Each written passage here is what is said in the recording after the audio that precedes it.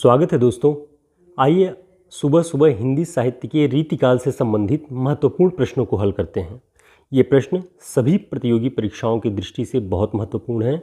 आने वाली assistant professor की परीक्षा और यूजीसी नेट की परीक्षाओं में ये आपके लिए काफ़ी हेल्पफुल होगा। पहला प्रश्न है, निम्न में से किस कवि की रचनाओं में फागोत्सव का वर्णन अधिक मिलता है? फाग का जो उत्सव होता है उसका वर्णन अधिक किसकी रचनाओं में मिलता है? ऑप्शन है कविगंग, सूरदास, पद्माकर, बेनी प्रवीण। तो बताएं इसका सही उत्तर क्या होगा? इसका सही उत्तर है पद्माकर। पद्माकर की रचनाओं में फागोत्सव का वर्णन अधिक मिलता है, बच्चन सिंह जी ने लिखा है। आगे वे क्या लिखते हैं उसे आप ध्यान से देख लेंगे तो आपको ये बात हमेशा के लिए ध्यान हो जाएगी कि पद्माकर का काव्य सौंदर्य ऋतुओं और त्योहारों के साथ जीवन को मिलाने में है। यानी उनके जो काव्य का सौंदर्य है वो इसी बात में है कि कविता में वो ऋतुओं और त्योहारों को जीवन के साथ मिला लेते हैं। इससे उसमें रस आ जाता है, जीवन जीने योग्य बन जाता है। बुंदेलखंड के लोक जीवन में फागोत्सव का विशेष महत्व है। यानी पद्माकर जी, इनका संबंध बुंदेलखंड क्षेत्र से था, ये भी आपको ध्यान रखना है। मध्य प्रदेश की असिस्टेंट प्रोफेसर परीक्षा में इसे पूछ लिया गया था। तो उनके जो बुंदेलखंड में लोक जीवन में फागोत्सव का विशेष महत्व है। उनकी रचनाओं में बसी यह लोक संस्कृति काव्य को उल्लास के रंग में बोर जाती है। उनकी रचनाओं का मूल स्वर इसी उल्लास और मस्ती में है। यानी पद्माकर का जो काव्य है वो इसी उत्सव के रूप में, त्योहारों के रूप में जो उल्लास है, मस्ती है, उसी के बीच की वो कविता है। ये बच्चन जी ने लिखा हुआ है।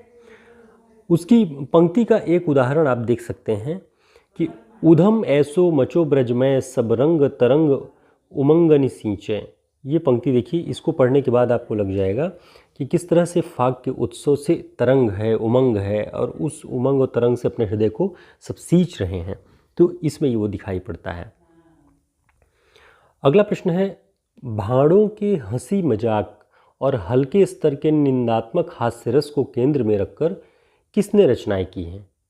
ऑप्शन बेनी बंदीजन, बेनी प्रवीण, पद्माकर, कविदेव। इसका सही उत्तर क्या होगा? इसका सही उत्तर है बेनी बंदीजन। तो भांडों का जो एक परंपरागत जो उनका कार्य है, जो गीत है, जो नृत्य है, लोक नृत्य, उन सभी को केंद्र में रख करके हल्के मजाक और निंदात्मक रस को केंद्र में रख जो रचनाएं लिख रहे थे वो बेनी बंदीजन थे। इसे आपको ध्यान रखना है। और इस प्रकार की रचनाओं को भड़ौवा कहा जाता है। ठीक है, ये बच्चन जी की पुस्तक में लिखा हुआ है और उर्दू में इसे हज़्ब कहते हैं। ठीक, और इनकी जो रचना है उसका संग्रह का नाम है भड़ौवा संग्रह। तो इसे भी ध्यान रखिएगा क्योंकि इस तरह के भी प्रश्न पूछे जा सकते हैं। आगे बेनी बंदीजन का जो एक और संग्रह है अलंकार ग्रंथ, उसका नाम है टिकैत राय प्रकाश। ठीक, टिकैत राय जो राजा थे, सामंत थे, उनके यहाँ ये रहते थे और उन्हीं के नाम से एक अलंकार ग्रंथ उन्होंने लिखा, टिकैत राय प्रकाश नाम से। ठीक है, इसे भी ध्यान रखें। अगला प्रश्न है, रीतिकाल का इकलौता कवि जिसने ग्रामीण संस्कृति के विरुद्ध घृणा की अभिव्यक्ति की है। ये हमने आपको पहले भी बताया हुआ है अपने प्रैक्टिस सेट में कि रीतिकाल का कोई ऐसा एक इकलौता कवि है, अकेले वही है जिसने ग्रामीण संस्कृति के विरुद्ध घृणा की अभिव्यक्ति की है। तो वह व्यक्ति कौन है? ऑप्शन देखें, चिंतामणि, बिहारी, मतिराम, पद्माकर। तो इसका जो सही उत्तर है वह है बिहारी। बच्चन सिंह लिखते हैं कि बिहारी ही इकलौते ऐसे व्यक्ति हैं, कवि हैं, जिन्होंने ग्रामीण संस्कृति के विरुद्ध घृणा की अभिव्यक्ति की है और नागर संस्कृति को श्रेष्ठ माना हुआ है उसके बरक्स। ठीक दोस्तों, इस तरह के प्रैक्टिस सेट आपको हमारे हिंदी साहित्य के शॉर्ट नोट्स में मिल जाएंगे। हमने आपको पहले कई बार भी सूचनाएं दी हुई हैं कि इसे PDF रूप में या प्रिंट फॉर्म में किसी भी रूप में जो सुविधाजनक हो आपको हमारे इस नंबर पे संपर्क करके इसे ऑर्डर कर सकते हैं। आपको इसमें एक पूरा हिस्सा इस पुस्तक का ऑब्जेक्टिव क्वेश्चंस, जिसमें भाषा विज्ञान, पुरस्कार, काव्यशास्त्र, अलग अलग पूरे जितने प्रश्न पूछे जाते हैं हिंदी साहित्य से संबंधित वो मिलेंगे। और एक पूरे हिस्से में 35 बड़े रचनाकारों के सारे प्रश्न जो पूछे जाते हैं उनकी रचनाओं, वन लाइनर फैक्ट्स इसमें हैं। तो आपके लिए काफ़ी हेल्पफुल होगा आने वाली असिस्टेंट प्रोफेसर की परीक्षाओं के लिए। हरियाणा, छत्तीसगढ़, उत्तर प्रदेश सभी में उपयोगी होगा।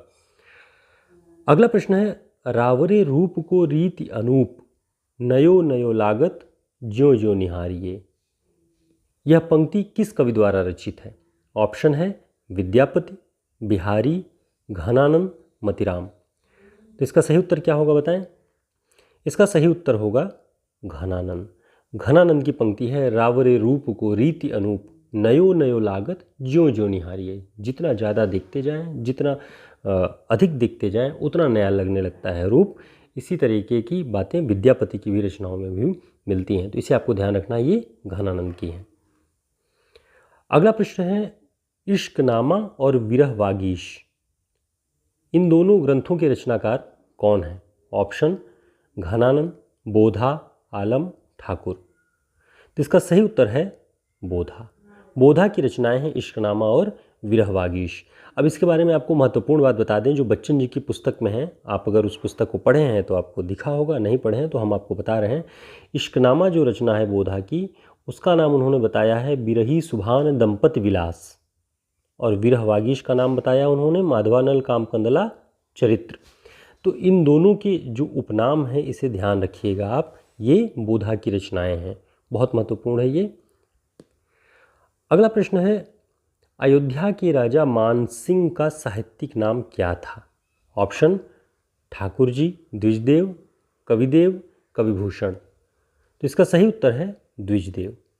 अयोध्या के राजा मानसिंह थे, वो द्विजदेव नाम से साहित्यिक रचनाएं लिखते थे, और उनकी दो प्रसिद्ध रचनाएं हैं, आप सभी जानते होंगे, श्रृंगार लतिका, श्रृंगार बतीसी।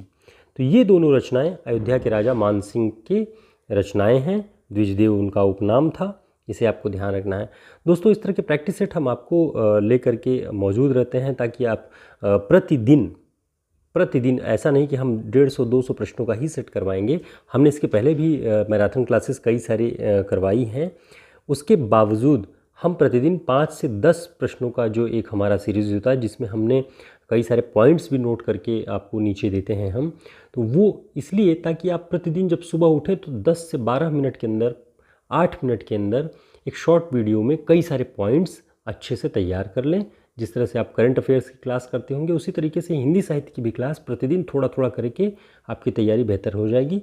तो हम फिर मिलेंगे एक नए वीडियो में, तब तक के लिए नमस्कार, शुभकामनाएं। चैनल को सब्सक्राइब कर लीजिएगा और वीडियो को लाइक ज़रूर कर दीजिएगा। नमस्कार।